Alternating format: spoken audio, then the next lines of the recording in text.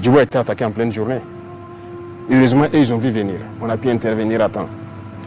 Regardez Solé. C'est la journée. On n'a pas été alerté. Pendant que le drone était à côté. Tankwalou, en pleine journée. Pas d'alerte. C'est le drone qui a vu lui-même. Taouri, en pleine journée. L'autre jour, le 23 dernier, Sanga, pleine journée. Il y a des choses qui font mal. Donc, quand les pilotes apprennent qu'ils sont à côté, 15-20 km, et on ne les alerte pas.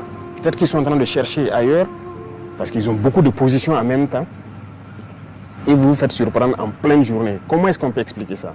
C'est une faute grave. Vous avez sacrifié vos hommes. Un officier, il ne dort pas. Il se repose. Mais vous n'avez pas le droit de dormir. Et tout ce que vous commandez aux hommes de faire, ils vont le faire. Si l'homme n'exécute pas, vous les punissez. Jusqu'à la radiation aussi. Donc il y a des responsabilités et c'est lourd. Et les gens doivent se réveiller. On a eu des cas où des gens signalent l'arrivée d'ennemis. Les drones arrivent et ils les demandent donc c'est quel côté. On observe, on ne voit pas. Il dit non, on avait signalé là-bas. On dit qui a signalé? Est-ce que tu as quelqu'un? Vous voyez les antennes, les pylônes là? Presque dans toutes les communes, il y a des pylônes.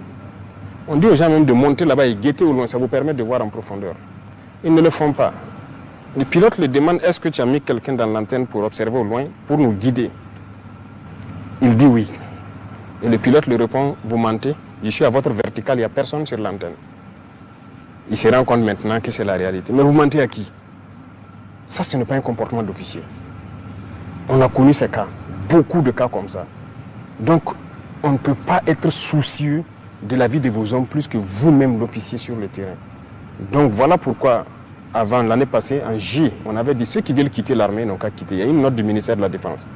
Si vous ne quittez pas, vous allez assumer si vous fautez. Et pour moi, c'est une trahison. Lorsqu'un officier ne fait pas travailler ses hommes, ne prend pas toutes les mesures. Si vous prenez toutes les mesures et que vous combattez et qu'il y a des pertes, on peut comprendre. Mais lorsque les mesures ne sont pas prises, mais on va vous radier. Ça sera sans appel, parce que vous n'allez pas sacrifier les enfants des gens inutilement. Monsieur le Président, ces radiations n'auront-elles pas un impact sur la cohésion du groupe? Et la mort? La mort de pauvres soldats là. C'est ça. Le soldat est fait pour exécuter. Et c'est à vous, l'officier, de le dire, va te poster ici, tu observes et tu me rends compte. Et l'officier à son poste, il écoute en permanence.